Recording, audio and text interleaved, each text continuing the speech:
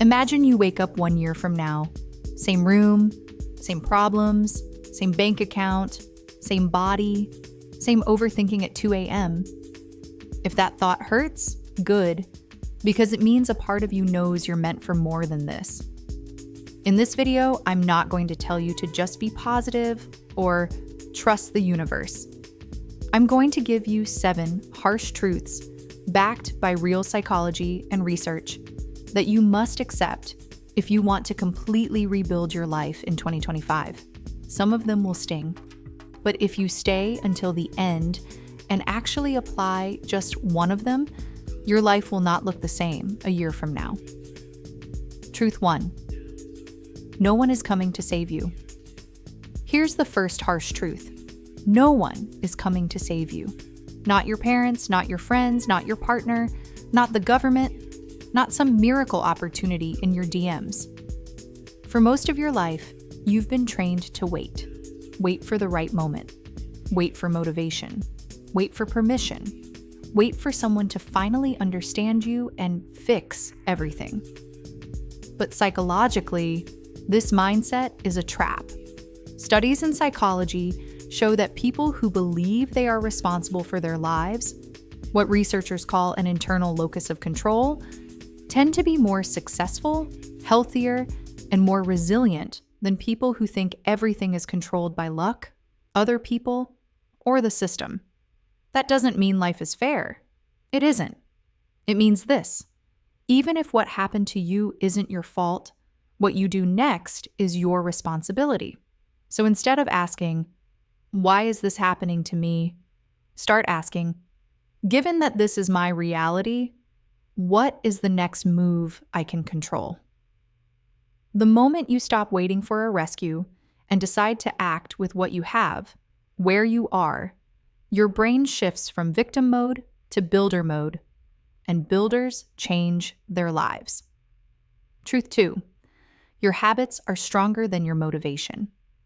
The second harsh truth: your habits are stronger than your motivation. You don't rise to the level of your goals, you fall to the level of your daily routines.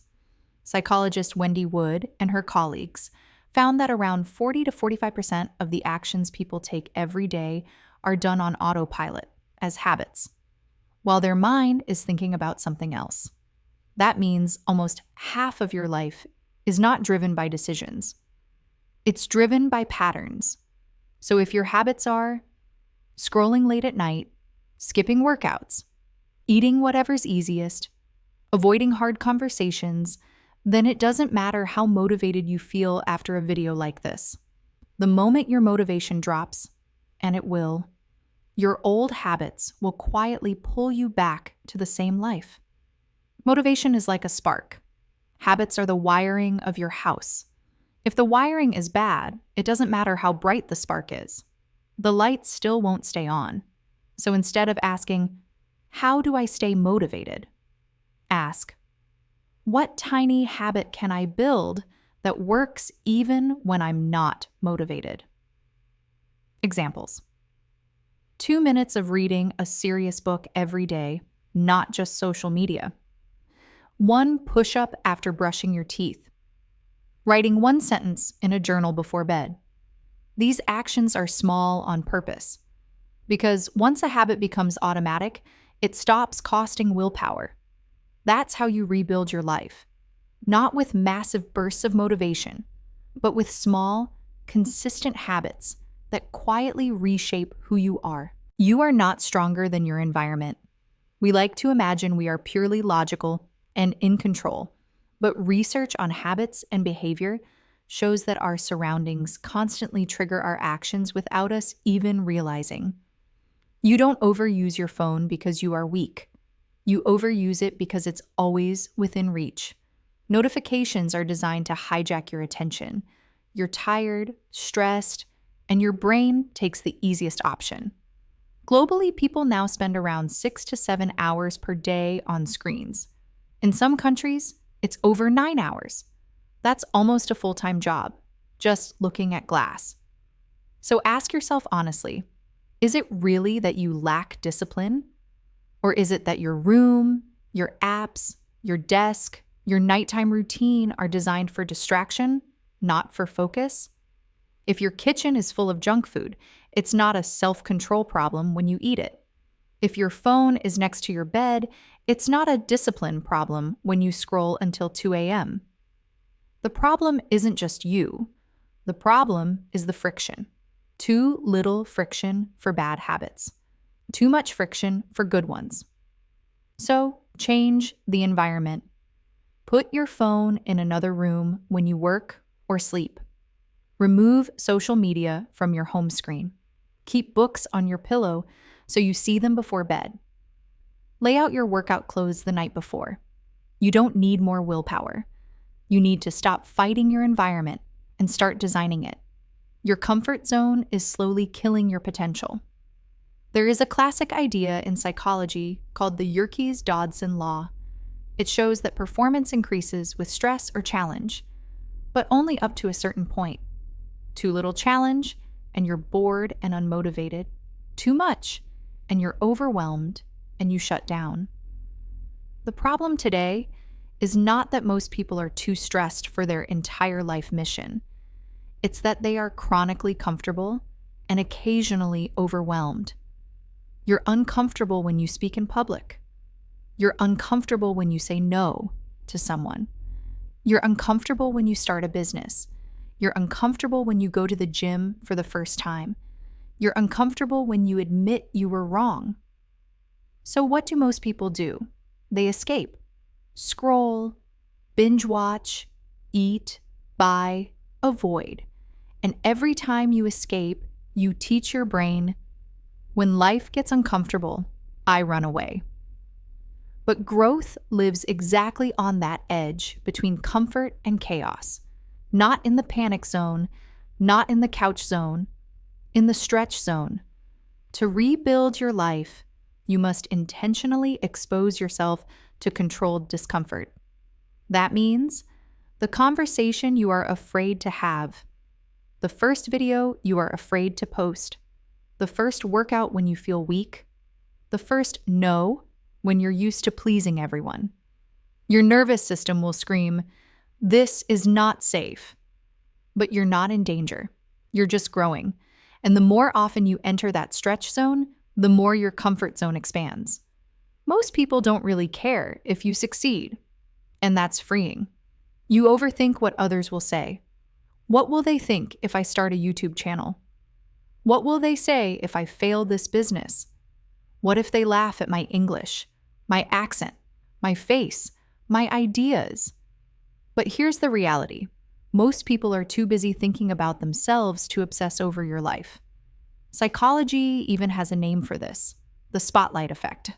We massively overestimate how much other people notice our mistakes and flaws.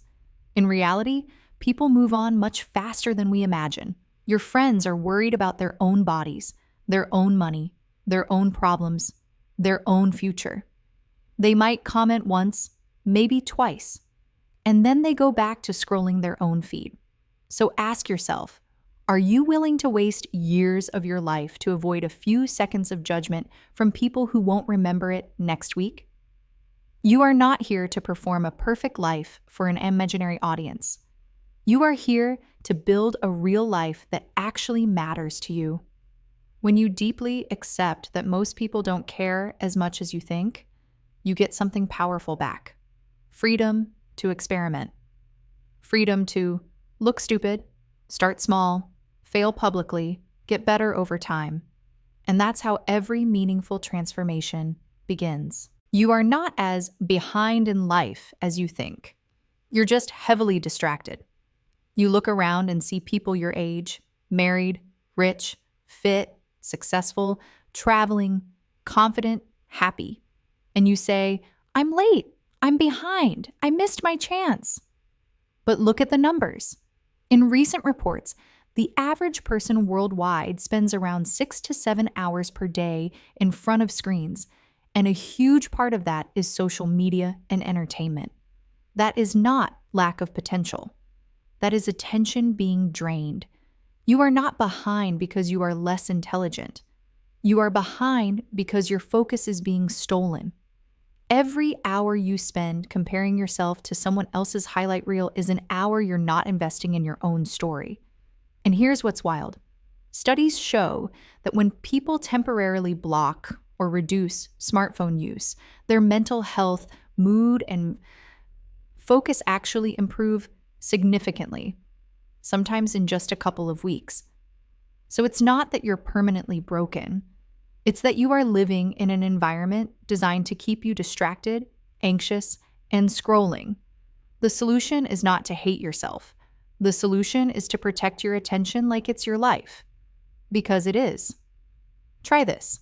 Decide on one deep work block per day, even just 30 minutes, with your phone in another room. Replace the first 30 minutes of your day with something intentional: reading, planning, journaling, walking, stretching. At night, set a digital sunset, a time where screens are done, even if it's just 30 minutes before sleep. Do this consistently for a few weeks and watch how quickly your sense of "I'm behind" starts turning into "I'm actually moving." If you don't design your life, someone else will design it for you. Algorithms are scheduling your attention. Companies are designing your impulses. Other people's expectations are writing your script. If you never decide who you want to become and how you want to live, you will simply follow the default path. Default career, default habits, default relationships, default regrets. Social isolation and loneliness are now recognized as serious risk factors for physical and mental health, comparable to other major health risks. Yet, your phone keeps you connected while you feel completely alone. Your feed tells you what to desire, who to envy, what to chase. If you don't define what a good life means for you, the world will sell you its own version and keep you busy chasing it. So here's the turning point. Design your life on purpose. Not perfectly, not in every detail, just enough to stop living on autopilot. Ask yourself, what kind of person do I want to be in 3 years? Not what do I want to have? What do I want to be? What are 3 habits that this future version of me does every day? What are 3 habits that this future version of me does not tolerate anymore? Who do I need to spend more time with? What environment do I need to build around me? Write it down, because the moment it's clear on paper, your brain has a target. You don't need to fix everything tonight. You don't need to become a completely different person by next week. You just need to choose one truth and act on it today. Maybe today is the day you admit, no one is coming, so I will start. Maybe today is the day you delete one app, go for one walk, do one workout, read one page, say one honest thing you've been avoiding. Your life won't change because you watched this video. It will change because you decided to do something after it. So here's your challenge. Pick one of these 7 truths, say it out loud, and then take one action that proves you believe it. This is how you rebuild your life in 2025. Not with magic, not with luck, but with truth, responsibility, and consistent action.